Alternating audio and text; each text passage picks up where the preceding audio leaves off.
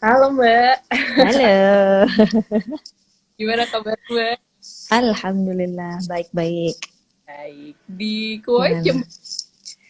Sekarang jam 3 sore. jam 3. Lagi enak Mm-mm. ya jamnya buat ngobrol-ngobrol. Iya, lagi enak jamnya. Betul, betul, betul. Apa kabar, Nis? Baik, Alhamdulillah. Ya, kalau Alhamdulillah. ini masih pagi banget sih, jadi ya masih lumayan agak-agak setengah-setengah ngumpulin nyawa juga nih kebetulan. Aduh, demi Skendi lah ya, demi kolaborasi Mm-mm. keuangan keluarga nih. Mbak Kiki kan dari kampus keuangan keluarga nih ya. Mungkin dari teman-teman yang sekarang lagi join live juga udah tahu nih kita mau ngomongin soal gaya hidup milenial. Spesifiknya Mm-mm. tentang mungkin kita juga bahas tentang gaya hidup boros, juga ngebahas tentang utang gitu ya Mbak ya. Iya, Kayaknya cukup relate gitu buat warga-warga yang sekarang kayaknya lagi dikit-dikit pay later, dikit-dikit mm-mm. beli apa self reward gitu. Mungkin nanti Healing-healing, ya ya, kan, katanya. jadi mungkin nanti Mbak Kiki akan lebih banyak ngobrol dari segi finansialnya. Aku Mm-mm. mungkin akan nambahin lah dari segi psikologisnya dari apa yang udah disampaikan dari Mbak Kiki juga. Nanti juga teman-teman diharapkan buat join akhir ya, karena ada topik yang mau di-share nih sama pihak kampus keuangan keluarga, betul? Betul. Baiklah, jadi teman-teman kalau misalnya penasaran kira-kira apa yang nanti mau di-share sama kampus keuangan keluarga, boleh banget dengerin sampai akhir. Nanti juga ada kesempatan buat Q&A. Kalau misalnya teman-teman ada yang mau nanya ke Mbak Kiki, ke aku juga boleh, Iya. baik itu dari segi psikologisnya maupun dari segi finansialnya ya Mbak Kiki. Mm-mm. Oke, jadi gimana kita mulai aja ngobrolnya? Boleh. Mari kita mulai. Biasa agak-agak ini ya, awalnya kaku-kaku nanti lama-lama ngobrolnya atau udah Iya. dia tahu nggak kerasa kan. Betul, Eh, betul, Nis. Mbak Kiki ini kan Hmm. seperti yang aku sampaikan di awal, eh, Hmm. Candy dengan kampus keuangan keluarga mau mengangkat topik mengenai gaya hidup yang sekarang lagi apa ya, mungkin lagi tren ya bisa dibilang. Mm-mm, lagi hype ya. Jadi kita itu sekarang mulai terbiasa pakai istilah-istilah self healing, kemudian ya me time atau self reward untuk Mm-mm. aplikasi perilaku boros bisa dibilang gitu. Nah, Mbak Kiki boleh mungkin apa ya intro sedikit nggak sih? Kenapa ya kok millennials zaman sekarang tuh identik sama gaya hidup boros? Kalau dari sudut pandang Mbak Kiki gimana tuh? Nah, itu dia nih. Jadi aku kalau misalnya ditanyain, emang millennials boros ya gitu. Sebagai millennial, saya sih nggak boros ya gitu ya. Jadi nggak mau juga disamaratakan bahwa semua millennials boros. Dan sendirinya aku nggak bisa kasih, maksudnya kayak nggak bisa bilang, oh iya boros karena nggak belum pernah bikin riset yang mendalam juga kan tentang itu. Dan lagian mau bikin tolok ukur kalau millennials boros itu tuh nggak bisa gitu secara keuangan tuh susah kan kalau mau diseragamin buat semua manusia karena ya kita kalau udah bicara tentang personal finance kan jadinya very very personal kan. Even kalau misalnya kita pakai contoh kasus sekarang yang katanya millennials debt itu gede banget gitu, itu pun kita nggak bisa bilang bahwa mereka itu sebagai tolok ukurnya boros karena kita nggak tahu reasons di belakang orang utang ini kenapa kan gitu. Sampai kita tahu bahwa oh iya memang dia disebabkan oleh perilaku, nah baru kita bisa bilang oh iya ini memang yang menyebabkan jadinya nggak beres nih keuangannya yang kayak gitu sih. Jadi kalau aku sih pegangannya apa ya kalau di eh, kondisi yang kayak kayak sekarang ini gitu yang memang informasinya tuh kan nggak berhenti ya Nis ya kayak yang ada aja terus gitu. Jadi Nisa udah lama gak pulang kan. Aku kemarin waktu pulang kaget nih turun Kenapa? billboard Billboard itu iklannya itu iklan ngutang, iklan yang mensuggest kalau ngambil utangan tuh sekarang mudah loh gitu. Mhm. Financing itu sekarang mudah loh gitu. Ya nggak sesusah dulu lagi gitu. Tapi kalau misalnya kita balik lagi mau categorize bahwa millennials itu jadinya boros, mungkin alasannya kalau dibandingkan dengan generasi sebelumnya atau generasi setelahnya, jadinya tuh memang kita kan memang lagi di usia yang sedang produktif-produktifnya membangun rumah tangga, sekolahin anak, dan lain-lain. Jadi memang secara expenses juga lagi besar-besarnya ketimbang orang yang udah mau pensiun dan orang yang masih kemarin sore baru nyicipin adulting life lah Mhm. gitu. Mhm. Ya kan, gitu sih kalau menurutku urusan si boros milenial ini. Mhm. Jadi memang kalau ngomongin boros itu kalau yang aku tangkap dari Mbak Kiki agak subjektif ya. Jadi Mm-mm. memang pertama dari lingkungan yang kok kayaknya suportif banget gitu untuk boros, dan di sisi lain Betul juga betul. kebutuhan dari umur milenial ini tinggi-tingginya. Mungkin punya anak ya Mbak ya, kemudian Mm-mm, lagi exactly. iya nyicil sana nyicil sini. Jadi ya aku setuju sih sama yang Mbak Kiki bilang bahwa itu Mm-mm, sangat subjektif dan balik lagi tergantung situasinya juga ya, nggak bisa dijadi. mm-mm, mm-mm, Oke, Mbak Kiki kan ini sebagai financial trainer ya Mbak ya. Eh, mm-mm, nah, Mbak Kiki kan, aku juga sering lihat kontennya dari kampus keuangan keluarga, kemudian yang dicoba oleh Mbak Kiki untuk diadvokasi adalah tentang literasi keuangan nih. Tadi kan kita ngomong mm-mm. soal perilaku boros, ternyata memang subjektif ya, tergantung situasi. Tapi kalau literasi keuangan, kalau menurut Mbak Kiki gimana di kalangan millennials? Apakah memang masih kurang atau gimana tuh Mbak? Iya, jadi kan aku sering baca riset-risetnya orang kan kalau di luar negeri itu kayak apa sih sebenarnya literasinya. Apakah memang kita financial illiterate yang di Indonesia? Ternyata nggak gitu nih, karena yang di luar negeri aja tuh kemarin kok nggak salah aku udah baca risetnya PwC, PricewaterhouseCoopers. Jadi 5.500 responden millennials itu tuh yang financial literasinya dikatakan cukup tuh cuma 24% dari total responden. Yang high literate itu cuma 8% dari 24% ya. Berarti kan kalau ya negara sebesar itu aja, maksudnya dengan jumlah responden yang segitu aja, ya elah cuma 24% gitu. Apalagi yang maksudnya kita yang secara apa ya, secara geografis juga luas, penyampaian informasi juga terbatas kan. Nah, yang kayak gitu. Jadi emang dibilang financial literasinya kurang, iya kurang. Nah, makanya kenapa sih kampus keuangan keluarga tuh geraknya tuh di situ terus gitu, ngebenerin mindset. Karena kan semuanya kan dari isi kepala kan ya sebenarnya ya. Mau kita udah bikin kayak apa juga, kita udah belajar kayak apa juga kan, kalau kitanya masih menolak untuk berubah, ya kita akan bakal gitu-gitu aja kan. Itu sih sebenarnya tantangannya. Jadi financial literacy itu akan menjadi kunci, knowledge itu akan menjadi kunci.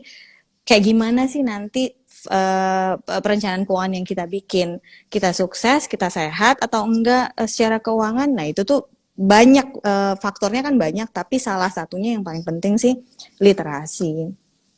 Jadi Oke. ya gitu. Kalau punya kesempatan menambah ilmu, silahkan tambah ilmunya gitu kan. Kalau dari aku.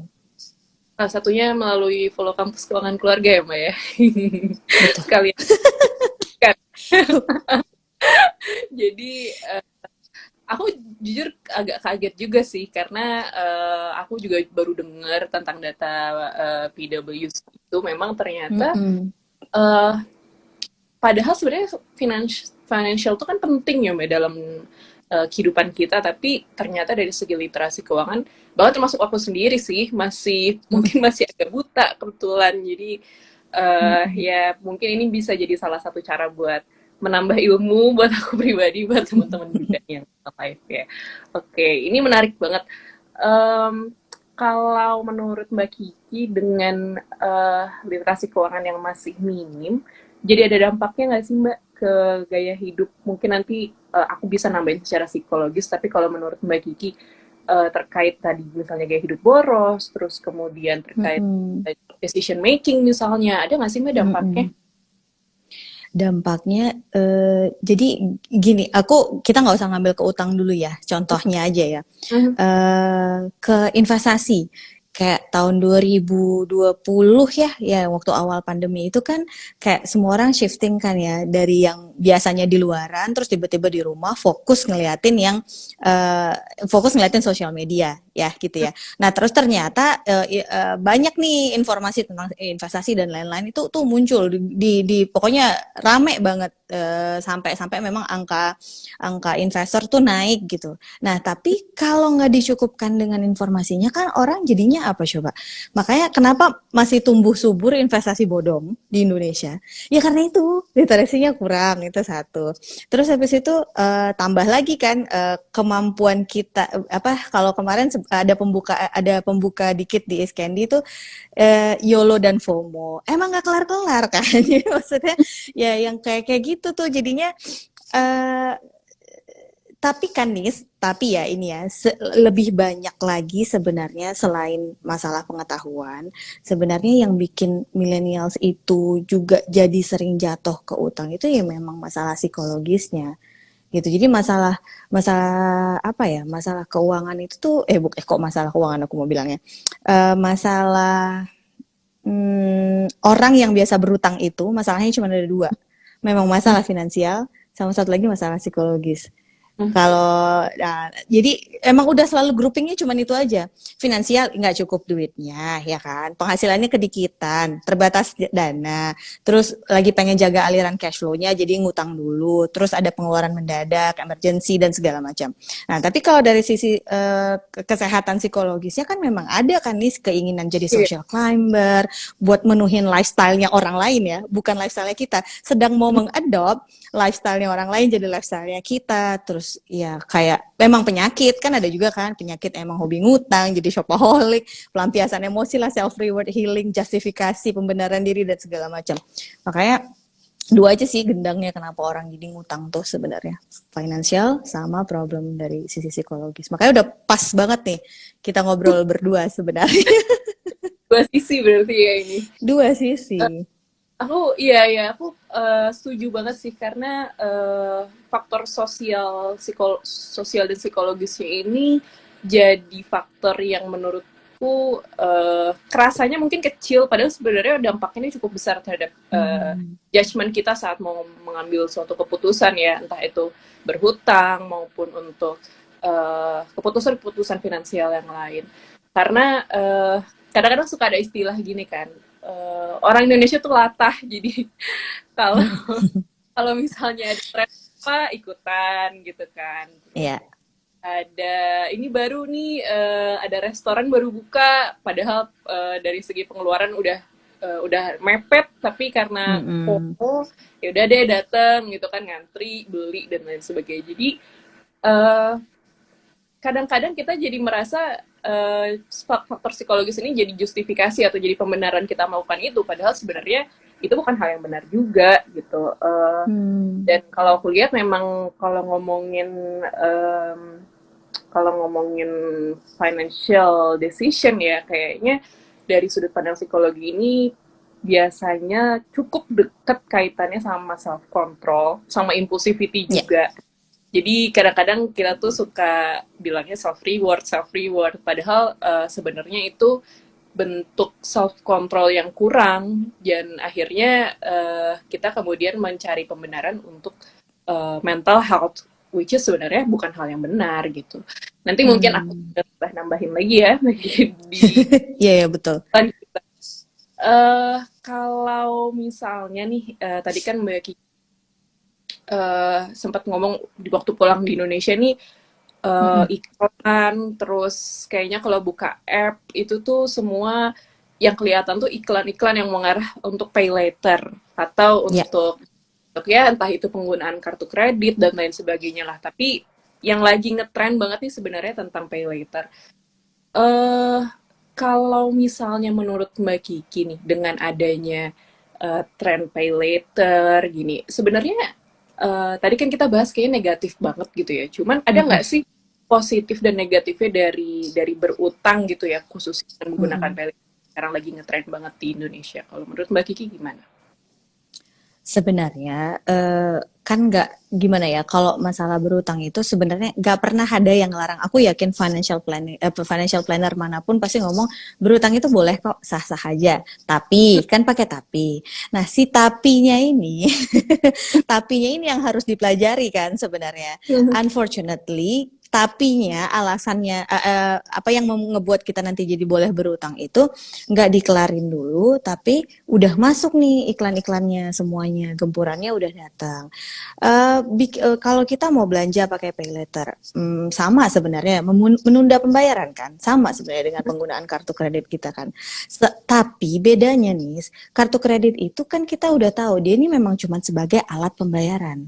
Ini bukan uang kita tahu ini wajib kita harus bayar. Nah, ini emang alat pembayaran. Nah, pay later ini kan memang kartu kredit itu segmented. Nah, kalau pay later ini tuh udah nggak pakai segmen lagi nih. Approvalnya itu mudah gitu. Jadi selama kita berusia 21 tahun, mau kerja, mau nggak kerja, kita ada di apps itu, udah itu semudah itu. Yang penting punya IKTP, bisa selfie sama IKTP-nya, umurnya 21, udah kita bisa tuh beli belanja, terus kita tunda pembayarannya. Nggak ada yang ngukur. Dari situ tuh gimana cara ngukurnya coba? Ngukur bahwa kita mampu bayarnya tuh siapa yang ngukur? Nggak ada. Kalau kredit card, waktu kita apply kredit card, udah diukur sama mereka. Orang ini penghasilannya segini, bisa di-approve kartu kredit dengan limit segini, artinya apa? Sudah cukup mampu ngebayarnya. Resikonya juga udah keukur lah gitu. Kalau mau dibilang positifnya, kalau buat aku, pay later selama itu masih hanya memenuhi keinginan, bukan keperluan, bukan kebutuhan, jadi nggak ada positifnya nih ketika kita bisa belanja seblak pakai pay later, bisa belanja baju fast fashion itu dengan pay later, itu adalah sebenarnya sesuatu yang bisa kita tunda kan. Secara psikologis juga lebih sehat sebenarnya buat kita, nanti aja deh kalau memang benar-benar perlu dan udah ada uangnya gitu. Bukan yang I can buy anything in this world, everything in this world dengan menunda pembayarannya kan yang kayak gitu. Jadi kalau aku pribadi mau ditanya, hmm, ada nggak ya positifnya pay later? Sorry itu saya belum ketemu kalau masih untuk memenuhi apa yang kita mau, bukan apa yang kita perlu. Meskipun tuh garis batasnya tipis ya, manusia kan bisa bikin ini jadi perlu ya, bukan jadi bukan maunya gitu. Ya itu kalau ngelihat dari pay letternya. Tapi kalau ngelihat utang secara keseluruhan silahkan, sah-sah aja. Ketika kita memang berutang, kita punya penghasilan, ya boleh. Kita tahu bahwa ini memang benar-benar kebutuhan kita. Kayak rumah misalnya. Meskipun nggak bisa sama buat semua orang. Ada orang yang memang perlu beli rumah dengan cara berutang. Tapi ada yang nggak perlu loh beli rumah dengan cara berutang. Kan yang kayak gitu. Itu harus balik dilihat lagi satu-satu gitu jadi alasannya gitu. Ya gitu sih Nis kalau tentang utang. Jadi sebenarnya kalau pay later kayaknya lebih erat kaitannya sama lifestyle yang boros tadi ya, kalau yang aku dengar dari atau Cenderung gimana? konsumtif, karena kan limitnya juga cuman kecil. Emang bisa beli apa dengan limit 5 juta, 8 juta? Kan konsumtif kan, barang konsumtif kan gitu. Unless kita bisa beli motor buat dijadiin ojek gitu ya dengan pay later. Nah, abis itu dari ojek bisa menghasilkan, kan lain ceritanya. Nah, itu dia makanya jadi cenderung konsumtif sih pemanfaatannya. Ini kan aku seperti aku bilang di awal tadi, aku kan agak bodoh soal financial nih. Aku pengen nanya nih lagi. Berarti kalau good debt atau berutang yang positif gitu adalah berutang yang sifatnya apakah memang bisa memberikan return atau memang jumlahnya besar atau gimana tuh Mbak yang kira-kira bisa dibilang ini utangnya bagus nih gitu. Apakah limitnya tinggi atau gimana tuh Mbak? Nah, kalau utang, jadi antara utang baik dan utang nggak baik itu kembali lagi cuman orangnya yang tahu nih. Apakah memang ini tuh sesuai dengan dia apa enggak gitu. Tapi kalau pakai syaratnya dari aku boleh berutang asal satu punya penghasilan. Kita tahu kita memang punya uangnya buat bayar. Mau kita ngutang apa aja nih ya ceritanya ya. Yang kedua, pilih buat barang-barang yang esensial. Hanya untuk hal-hal yang esensial. Jadi kalau lagi mau traveling terus ngutang, tunda dulu deh. nggak esensial. Enggak, tapi ini esensial karena saya harus healing duduk, nanti diajarin Nisa tuh, disuruh mindfulness tuh, duduk baik-baik, kagak usah healing ngabisin uang, abis tuh jadi ini lingkaran setan, balik lagi stres lagi kan, utang. Nah itu hanya untuk pilih untuk hal yang esensial. Yang kedua, yang ketiga itu di usia produktif. Jadi kita tuh nggak disarankan lagi, orang yang udah di ujung-ujung mau deket-deket pensiun gitu tuh udah nggak disarankan lagi buat berutang. Itu sih kalau dari aku. Sehingga utang itu bisa dikatakan sehat untuk orang ini. Tapi belum tentu sehat untuk orang sebelahnya ya gitu. Nah, sama yang terakhir nih satu lagi, jaga persentasenya. Kalau biasanya kita tuh selalu bilang yang sehat adalah orang yang punya utang maksimum 30% dari pengeluaran rutinnya. Maksimum dari penghasilannya. 30% dari penghasilannya. Itu udah maksimum. Karena bank aja kalau mau ngasih utangan ke kita, itu tuh mereka ngejagain total utang kita secara keseluruhan tuh cuma 30% dari penghasilan. Bank adalah institusi sebesar itu hanya mampu menanggung resiko customernya itu segitu doang gitu. Nah, apalagi kita secara pribadi kan. Nah, jadi 30% maksimum lah ya. Jadi lebih kecil lebih baik gitu. Berarti kalau misalnya aku coba elaborate dengan yang pay later tadi, memang jadinya nggak sehat ya, Nggak kena kan? karena kan Mm-mm. nggak ada evaluasi apakah itu 30% atau enggak, kemudian Betul. juga apakah usianya masih produktif. Asal di atas 21 tahun kan sebenarnya oke-oke aja ya. Bisa aja memang udah bukan usia produktif atau belum ada kerjaan, lagi nganggur gitu misalnya. Exact. Jadi Mm-mm. belum ada pemasukan buat bayar, dan juga ya tadi Mbak Kiki bilang tentang what we need versus what we want itu memang tipis banget ya. Tapi kayaknya sih memang kayaknya loh ya, nanti takut singgung nih. Cenderungnya ke want bukan need kalau pay later. Nggak ada kayaknya ya Mbak. Aku juga lagi mikir dari tadi apa ya yang bisa need pakai pay later. Kayaknya agak susah. Karena memang jumlahnya juga Mm-mm. kecil ya. Jadi Iya, iya. kadang-kadang yang kita Ada apa sinis mungkin, tapi bukan pakai pay later ya jatuhnya, jadi pakai pinjaman-pinjaman online itu. Nah, itu kan ada barang lain lagi ya. Kalau yang pay later tadi kan emang kita harus belanja di tempat itu, terus habis itu kita ubah jadi cicilan kan. Nah, itu nggak masuk lah, udah lah ya. Aduh, beli apa sih ya kalau cuma segitu limitnya gitu kan. Nah, tapi kalau yang si pinjaman online itu ada memang. Jadi orang-orang cenderung kadang-kadang memang sudah terdesak, nggak tahu mau minjam kemana. Kalau ke bank mungkin nggak di approve, prosesnya lama. Nah kalau pakai si pinjaman online ini kan cepat. Tapi lagi, ya kan, sesuatu yang instan, cepat, mudah, pasti bayarannya lebih kan daripada yang sudah mengukur bener risknya di sisinya dia kayak gitu. Ya makanya jadinya ya itulah dia begitulah ya. Utang-utang ini jadinya agak-agak tricky. betul betul. Kalau aku nambahin ya ini tentang tentang berutang kan, aku sempat mention tentang self control tadi ya, dan impulsivity.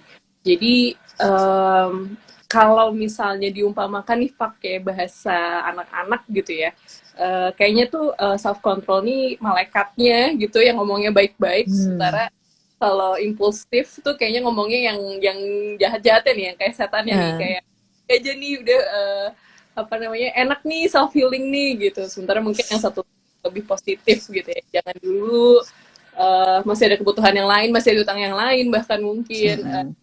atau udah lebih dari 30% dan lain sebagainya. Nah, pada saat kita ngomongin impulsivity versus self control, memang uh, yang paling susah itu gimana caranya maintain energi kita untuk tetap berada di bagian yang self control dan nggak dengerin yang uh, impulsif tadi. Karena yang sering terjadi Mm-mm. adalah buat orang-orang tertentu ya, impulsivity ini punya pengaruh yang lebih kuat, entah itu karena bawaan secara psikologisnya, misalnya mereka rentan memang, jadi ada satu trait namanya neuroticism, itu tuh memang mereka cukup impulsif dan reaktif terhadap lingkungan gitu. Jadi lingkungan Hmm. yang ngomong apa, ngasih stimulus apa tuh mereka langsung kayak oke ayo gitu ikutan gitu. Dan kayaknya saat mereka juga lagi sedih atau mereka marah itu tuh bisa bisa marah banget dan sedih banget yang akhirnya membuat mereka jadi lebih butuh self healing untuk pembenaran mereka. Jadi memang ada Hmm. faktor personality juga di situ. And then kalau ngomongin tentang impulsivity juga ya, memang kita nggak bisa lepas dari faktor situasional dan kondisinya juga. Kadang-kadang saat kita memang lagi stres banget gitu ya, contohnya di kantor lagi banyak kerjaan nih, lebih draining dibanding hari-hari kemarin. eh Resource yang kita punya untuk menahan diri saat kita mau decision making itu tuh jadi lebih Hmm. kecil dibandingkan saat kita memang masih punya energi dan masih punya resource untuk mempertahankan self control kita. Jadi yang sering kejadian adalah kita memang lagi capek, kita lagi stres, kita lagi kesel, kita lagi marah, lagi sedih, lagi apa, eh kita jadi nggak punya resource karena udah terlanjur kesel mungkin ya, udah terlanjur abis gitu energinya untuk self control atas misalnya berhutang tadi yang dibilang sama Mbak. Hmm. Jadi memang ini balik lagi ngomongin soal mindful ya, kalau yang tadi udah di Hmm. mention sama Mbak Kiki. Jadi di situasi-situasi tertentu memang kita tahu bahwa kita capek, tapi kalau kita mindful bahwa kita capek, kita akan sadar bahwa capek itu bisa kita kontrol loh dampaknya terhadap diri kita. Apakah mau kita jadi impulsif atau enggak. Hmm. Jadi itu yang menurutku nyambung kali ya dengan apa yang disampaikan Mbak Kiki bahwa eh, menentukan kita good debt atau bad debt tuh kayaknya bergantung juga di situasi dan kondisi kita secara psikologis. Kalau misalnya kita nggak mindful dengan situasi kita pada saat itu, dengan emosi kita pada saat itu, ya akhirnya keputusan yang diambil yang bad debt. Tapi kalau misalnya kita dalam situasi psikologis yang lebih, at least kita mindful bahwa kita tuh lagi kurang fit secara psikis, kemudian Hmm. kita juga lagi kurang um, ya kurang main bukan kurang mindful, kita kurang punya resource yang cukup untuk bikin good decision. Mindful tuh bisa jadi langkah awal untuk setidaknya menunda kita untuk mengambil keputusan yang salah. Jadi ini kayaknya yang lagi digadang-gadang juga ya dari segi mental health kayak ayo be mindful Hmm. dan Hmm. Hmm. Hmm. uh, because bukan be considerate sih, mungkin lebih ke ayo dengerin diri sendiri dulu, ayo kita sadar dulu diri sendiri kita tuh lagi di posisi apa dan lagi di situasi apa. Mungkin itu yang aku tambahkan dari segi psikologisnya ya, mengingat bahwa bener kata Mbak Kiki, ngomongin financial ini kayaknya nggak lepas juga dari segi psikologisnya gitu. Eh aku balik lagi ke Mbak Kiki kalau gitu. Boleh, Ini boleh. uh, kalau menurut Mbak Kiki nih dari segi Hmm. finansial, gimana sih caranya supaya millennials dan ya teman-teman yang lagi dengerin lagi Hmm. juga bisa lebih bijak ya mungkin ngomongnya, lebih bijak dalam mengatur utang mereka dan pengeluaran dan pemasukan mereka juga Hmm. umum ya, supaya nggak mempengaruhi kesehatan mental kita, khususnya tadi yang Mbak Kiki sempat mention juga tentang lingkaran setan ya, gimana sih caranya Hmm. setan itu. Nah, dari Mbak Kiki gimana nih? Ada tips and triknya mungkin? Iya, aku tambahin dikit ya nih, yang apa tuh tadi yang masalah mindfulness tadi ya. Nah, Nisa tahu kan aku paling doyan kan bahas tentang mindfulness gitu karena sebenarnya dia tuh harusnya itu lifestyle kan. Jadi lifestyle yang kita adopt itu kan bisa macam-macam termasuk being mindful kan. Tapi kalau secara keuangan tuh orang suka nggak ngeh gitu. Emang apa sih mindful secara financially mindful tuh kayak apa? Kan yang kayak gitu kan. Nah, aku tuh suka kita bahas yang ini dulu. Jadi apa ya?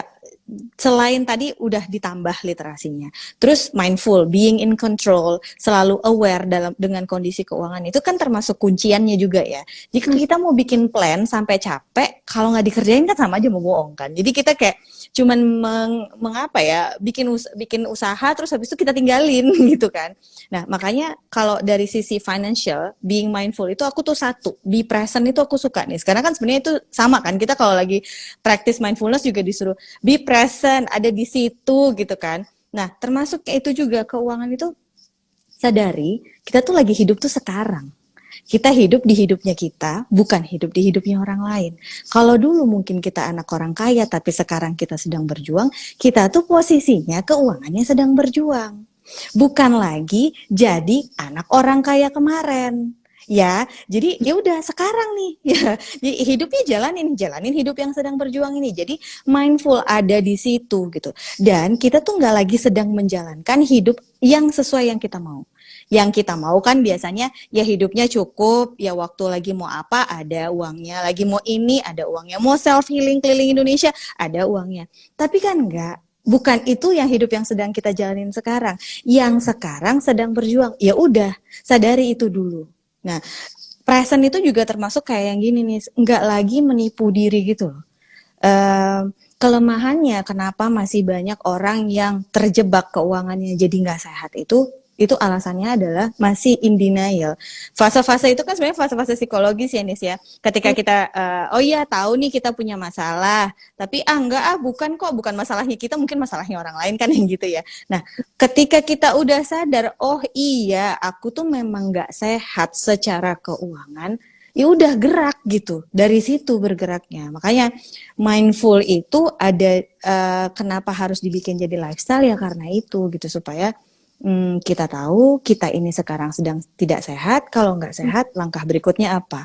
Oke, kalau kita memang udah sehat secara keuangan, kita harus ngapain lagi nih supaya asetnya berkembang, supaya tujuan keuangan yang kita mau tercapai, yang kayak gitu. Makanya itu yang tadi memang udah paling mantep sih kalau bahas tentang mindfulness. Sama yang satunya lagi nih, mindset yang selalu aku bilang tuh, perbaiki money mindsetnya. Apa tuh? Kalau kita tuh nggak selalu merasa cukup, tapi kita tuh nggak juga selalu merasa kurang.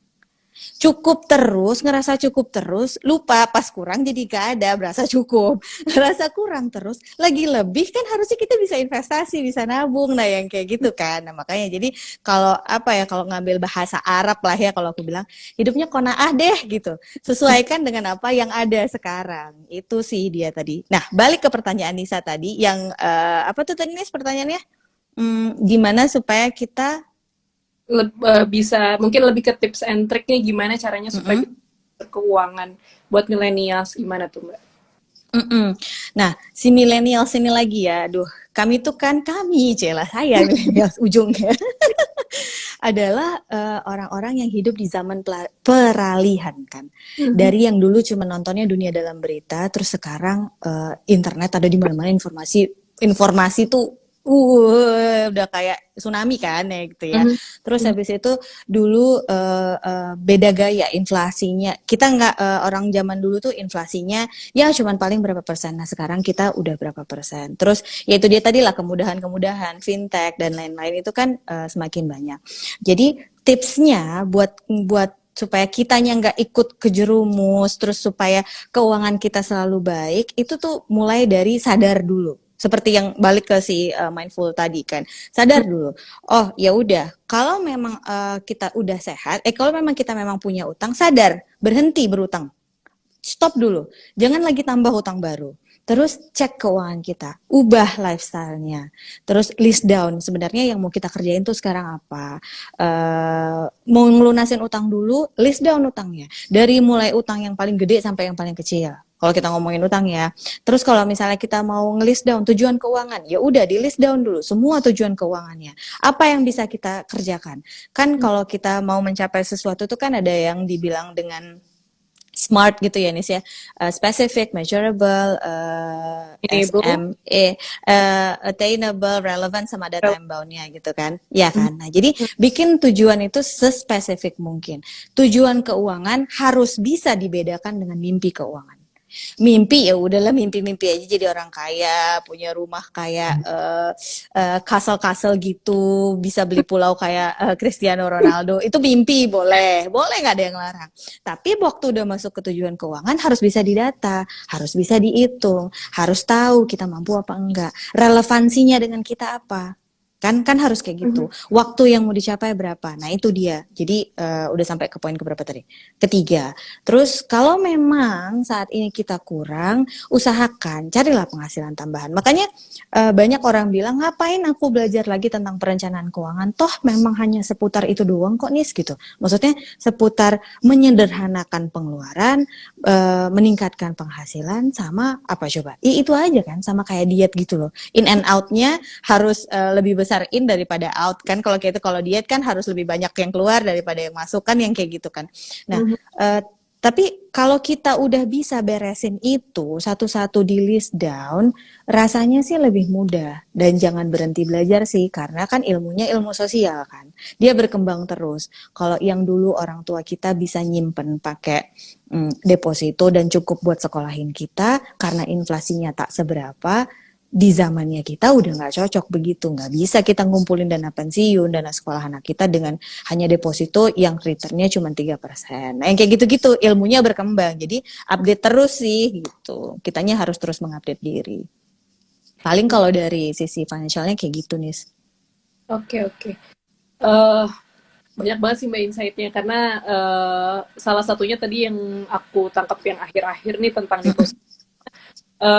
Orang tua aku tuh kayaknya pengguna deposito gitu ya. Jadi menurut mereka tuh yang paling bagus tuh itu. Padahal benar kata Mbak Kiki, kayaknya apa yang bagus di zaman misalnya baby boomer atau di zamannya milenial itu tuh belum tentu yang paling fitting buat milenial di zaman sekarang. Apalagi begitupun dengan usia nanti yang Gen Z, yang Alpha. Betul.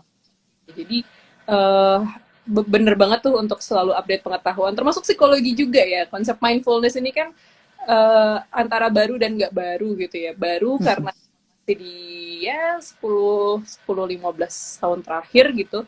Tapi di sisi lain juga memang sebenarnya udah mulai banyak approach psikologis yang lebih relevan ya kalau ngomongin di waktu saat ini juga. Kalau menurutku sih kalau dari segi psikologis mindful ini masih cukup relevan, karena mindfulness itu kan pendekatannya bagaimana kita bisa lebih aware, bisa be present here and now dengan apapun yang kita ambil.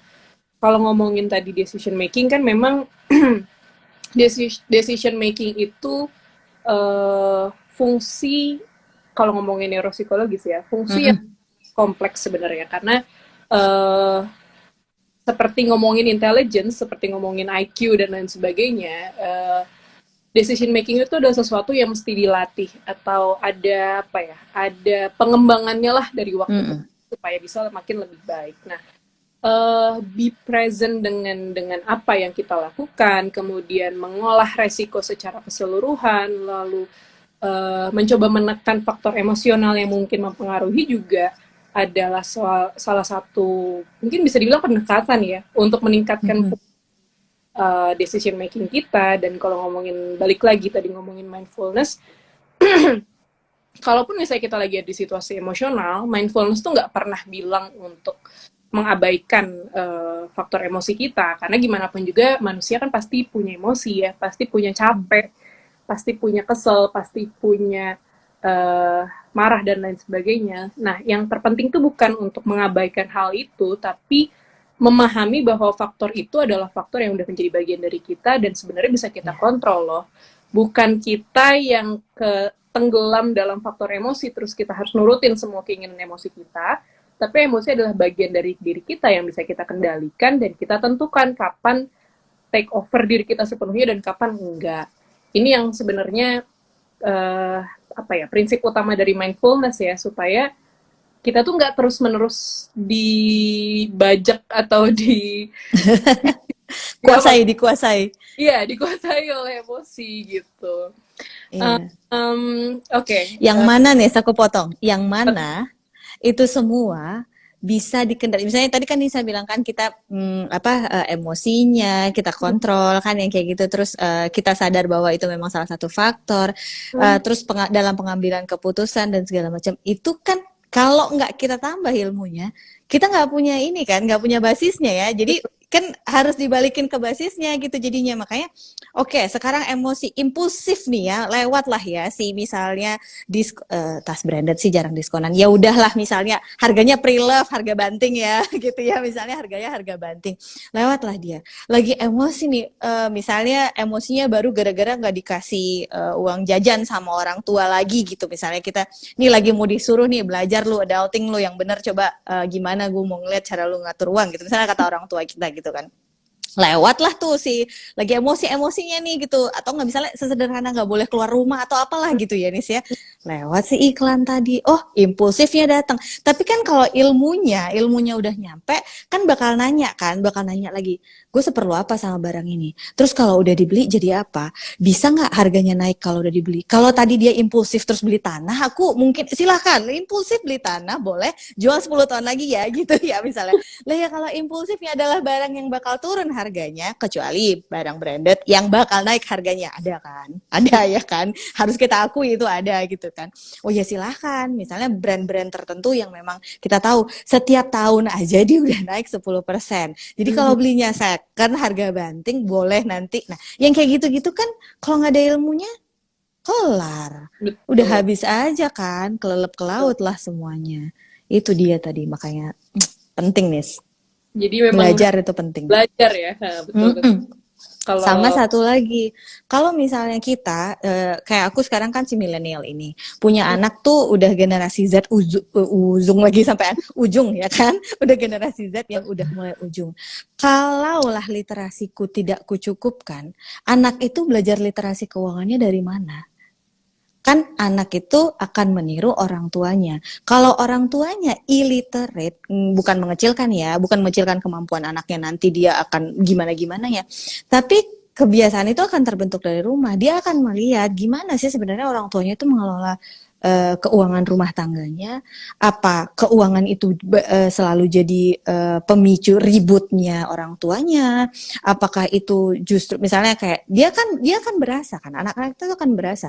Aku kenal kok beberapa teman-teman yang kalau misalnya belanja gitu uh, udah aja kayak nggak ada limitnya gitu, karena kita tahu dia anak orang kaya dulu yang kalau misalnya mau belanja pakai aja kartu papa. Yang kayak gitu, tanpa dijelaskan bahwa kartu ini itu bukan pencetak uangnya saya, kan yang kayak gitu kan, bahwa apa yang kamu punya harusnya sudah ngelolanya itu seperti apa, dikasih pengertian uang jajannya. Nah ya itu nanti akan jadi bola bergulir gitu loh, kalau misalnya kitanya nggak belajar, anak kita mau belajar dari mana, atau dia justru akan belajar dari orang yang salah jadinya gitu. Nah itu dia sih. Panjang ya nih ceritanya. Gak apa-apa. Gitu. Aku tadi mau nambahin lagi tapi terus nambahin satu, nanti udah 2 jam aja kan. Nanti sambil jalan aku sambil nambahin beberapa hal dari segi psikologisnya. Nah sekarang kita masuk Q&A. Jadi teman-teman yang lagi nonton live-nya sekarang boleh banget nih nanya, mumpung ada Mbak Kiki kan, kapan lagi kan bisa Ada. Jadi boleh banget kalau misalnya teman-teman mau nanya langsung aja komen. Sebenarnya ini ada yang udah nanya ya Mas Adnan. Apa tuh? Malah Mbak, boleh dong dibahas untuk instrumen pay later dan lain-lain. Perannya lebih ke psikologis atau financial planning yang kurang. Sepertinya targetnya untuk perilaku konsumtif. Kalau menurut Mas Adnan. Nah, perlu nggak sih kita instrumen-instrumen jangka pendek begitu? Menurut Mbak Kiki gimana nih kalau dari sudut pandang financial dulu? Kalau misalnya secara financial ya, pay later itu kurang, gimana ya bilangnya Enis? Kayak yang aku bilang tadi, karena limit yang dikasih juga cuma segitu, dan kita kan namanya aja pay later, buy now. Jadi yang datang tuh bukan uang kan, yang datang adalah kita beli sesuatu, kita tunda bayarnya. Beli sesuatunya ini seberapa banyakkah yang bisa dijadikan manfaat? buat kita yang benar bisa jadi bermanfaat, terus bisa jadi secara keuangan bisa memberi nilai tambah lah gitu ya, ada value added-nya. Misalnya kayak yang aku contohin tadi, beli motor terus dibikinin buat misalnya buat usaha jadi ojek, atau sendirinya buat kita menjadi buat berangkat ke kantor dan lain-lain gitu. Atau misalnya beli apa ya, beli handphone buat ditunda. Jadi intinya kalau misalnya kita berpikir bahwa ini bisa dibisnisin sih sebenarnya baik-baik aja, kayak beli baju terus nanti abis itu dijual lagi karena kan jadinya nggak ada modalnya kan dia kan karena dia pay later. Tapi jangan lupa itu kan resiko. Kalau kita berinvestasi atau kita berdagang tanpa ini ya, tanpa perhitungan resiko yang benar, utang itu tetap harus kita bayar loh. Sementara investasi ada resikonya. Resiko itu bisa naik, bisa turun. Gak selamanya dia untung. Kalau untung bisa kita ganti. Kalau kita nggak untung, pakai apa gantinya?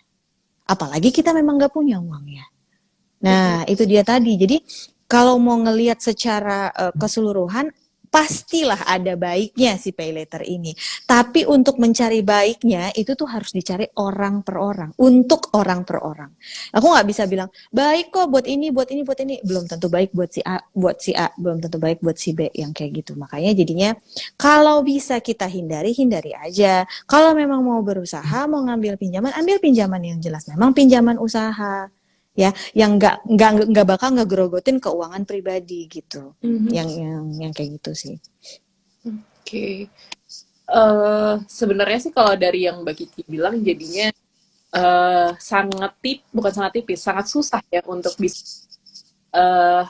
positifnya dari pay later kayaknya, karena even aku pun ya misalnya punya pengetahuan yang cukup dari segi financial literacy contohnya gitu. Tapi kalau misalnya ada faktor situasi tertentu yang membuat aku jadi tidak bijak dalam mengambil keputusan, kayak misalnya faktor emosi yang tadi sempat aku sampaikan, kayaknya jadi nggak bijak juga gitu untuk menggunakan pay later, malah jadi hal yang buruk juga, karena balik lagi kayaknya purpose-nya lebih ke perilaku konsumtif ya, benar yang tadi disampaikan Mas Adnan juga, mengingat perilaku konsumtif ini dulunya tidak terfasilitasi betul-betul mungkin karena terbatas oleh pendapatan gitu, dan sekarang udah jadi mungkin itu justru target yang ingin dicapai dari keberadaan pay later ya, menurutku sih gitu. Dan memang ngomongin kalau personality ya, memang beberapa orang juga lebih rawan gitu untuk kena dampaknya gitu kalau misalnya ngomongin ini ya, kalau ngomongin taking risk, karena ada kalau misalnya ngambil salah satu tes psikologis ya, ada yang namanya itu openness to experience. Jadi sejauh mana kita tuh open sama new experience nih, sejauh mana kita berani mengambil keputusan, kesempatan hal baru gitu. Dan ini tuh mepet banget sama risk taking. Orang yang openness to experience-nya tinggi, memang mereka lebih berani ngambil resiko, mereka lebih terbuka dengan hal-hal yang bikin penasaran, dengan hal-hal yang bikin adrenalin rush ya? Iya, adrenalin.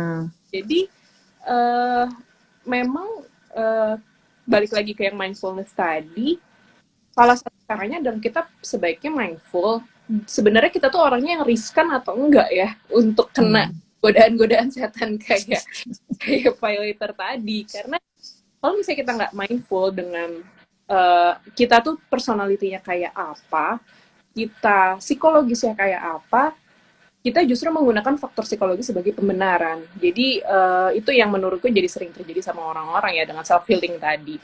Aku nggak bilang bahwa self healing itu nggak boleh, boleh aja, boleh. Caranya ya, Nis. Caranya yang mungkin perlu dikendalikan, terus kapannya. Karena kadang-kadang stres itu kan juga fluktuatif. Kita nggak bisa bilang bahwa stres dikit langsung self healing gitu. Stres itu kan ada seperti apa ya, spektrum gitu. Kapan sih threshold kita boleh self healing, dan kapan kita kayaknya bisa menggunakan alternatif lain untuk menurunkan stres tersebut. Karena kalau misalnya kita ngebayangin stres itu yang tadi aku bilang spektrum, kayak grafik kan, nggak harus selalu stres itu kayak tinggi banget. Kalau tinggi banget terus mungkin perlu ke psikolog ya. Tapi kalau misalnya dibikin grafik tuh kayak gini, terus naik lagi, terus turun lagi. Nah, mungkin kalau misalnya di level yang masih tengah-tengah, mungkin kita bisa sosialisasi sama teman-teman kalau misalnya kita Hmm. ekstrovert, atau kalau introvert ya cukup me time, buka sosmed. Itu menurutku adalah satu bentuk apa ya, self healing yang nggak terlalu costly gitu ya, dibandingkan harus di kopi, beli beli nasi. Jadi kita nggak harus selalu melihat perilaku yang misalnya buka-buka sosmed atau main game gitu ya, yang memang udah kita punya, tapi ya bukan beli game baru, itu sebagai hal yang negatif juga sih, karena kan kadang Mm-mm. kalau kita udah punya resource-nya ya kenapa nggak dimanfaatkan untuk menurunkan level stres. Dan kadang-kadang juga didiemin juga stresnya turun sendiri, kadang-kadang gitu, kecuali Mm-mm. kecuali memang udah di level yang tinggi banget, apalagi kalau udah ngomongin kasus-kasus berat gitu ya, kayak sting dan sebagainya, itu of course butuh mungkin konseling. Tapi ya Mm-mm. lebihnya mungkin kita perlu ada apa ya, batasannya ya, kapan kita bisa self healing dan enggak. Itu yang menurutku bisa dibahas dari sudut pandang psikologisnya. Hmm. Mas Adnan Sam, nanya, by the way, nggak bisa uh, baca lagi. nanya lagi boleh ya, untuk utang produk Boleh. lebih baik kalau cash flow sudah ada nggak sih Mbak, supaya kita punya rasio untuk risk manajemennya, jadi tetap nggak masuk ya untuk instrumen jangka pendek. Iya betul. Dapat nggak Mbak pertanyaannya? Aku ulang deh. Untuk utang produktif lebih baik kalau Mm-mm. sudah ada nggak sih, supaya kita Kalau punya. cash flow udah ada. Mm-mm. Cash flow itu kan pengertiannya penghasilan dan pengeluaran kan, in and out cash flow, ya kan? Oh, mungkin Jadi income. mungkin Kak punya income. Nah, iya kalau mau punya iya yang nah ini juga aku juga suka nggak suka ya. Karena orang suka mengkategorikan ada utang konsumtif dan ada utang produktif. Sebenarnya yang dimaksud dengan utang produktif itu pasti yang utangnya maksudnya si Mas Adnan mungkin ya untuk supaya ketika kita berutang terus kita bisa menghasilkan dari utang itu ya, yaitu tadi kan buat utang usaha dan lain-lain.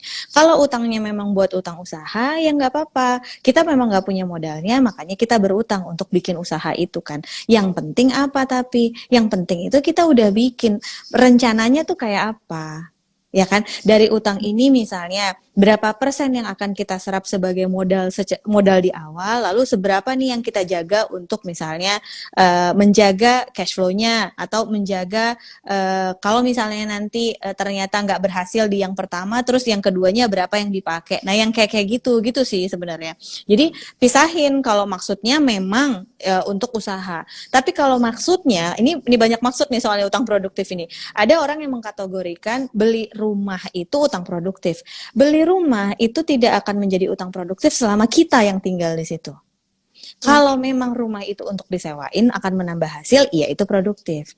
Nah, kalau memang kita yang tinggal ya utangnya konsumtif, loh jelas konsumsi kita kan.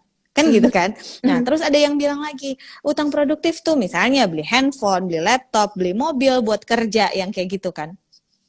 It depends. Jadi kalau memang mobilnya ya kita pakai untuk khusus bekerja, terus dari kerja itu kita bisa menghasilkan uang, iya bolehlah ya kita bilang dia sebagai utang produktif. Nah, syaratnya ketika itu adalah utang pribadi bukan utang usaha, ya iya harus udah punya penghasilan, udah harus tahu kayak gimana bayarnya gitu. Kalau utang usaha itu udah terpisah lah ya, nanti pasti ada bisnis plan dan lain-lain.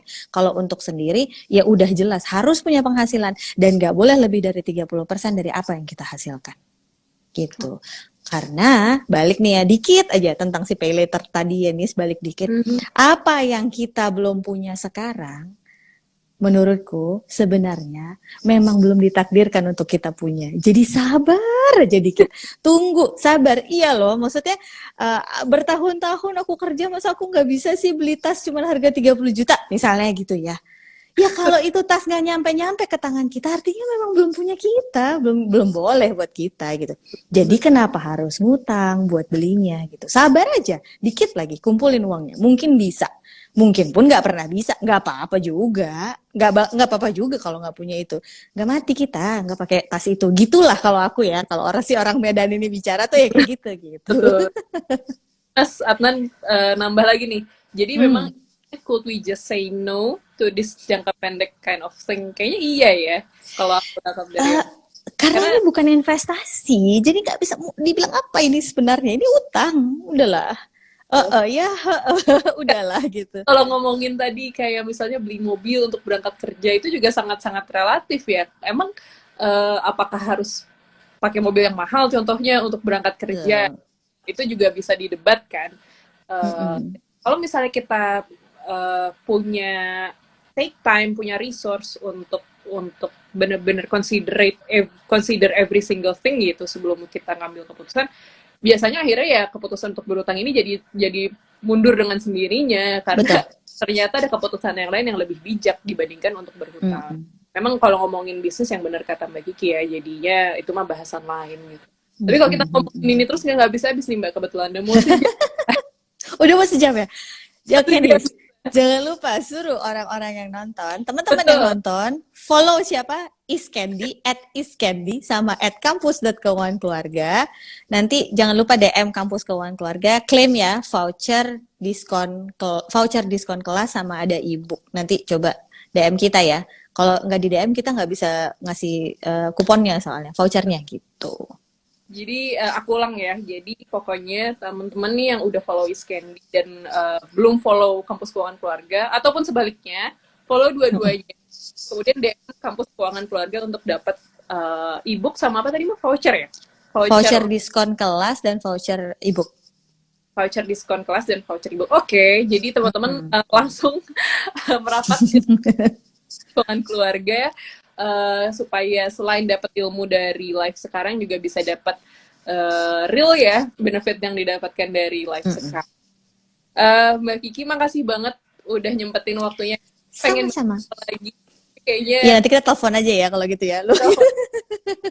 Mudah-mudahan nanti ada kesempatan buat live IG lagi bareng ya. Biar kita juga bisa expanding nih, yang menurutku sih menarik banget. Thank you Mbak Kiki, thank you juga buat teman-teman yang udah join. Mudah-mudahan bisa dapat manfaatnya. Kalaupun ada yang nanya-nanya boleh ya Mbak ya ke Boleh, DM boleh. keuangan keluarga atau ke Iskendi juga mungkin untuk nanya dari segi psikologis, boleh banget. Thank you, see you next week dan Sama-sama. topik-topik lain juga nih yang mudah-mudahan bisa lebih menarik dan lebih bikin penasaran buat teman-teman yang udah jadi. Bye bye.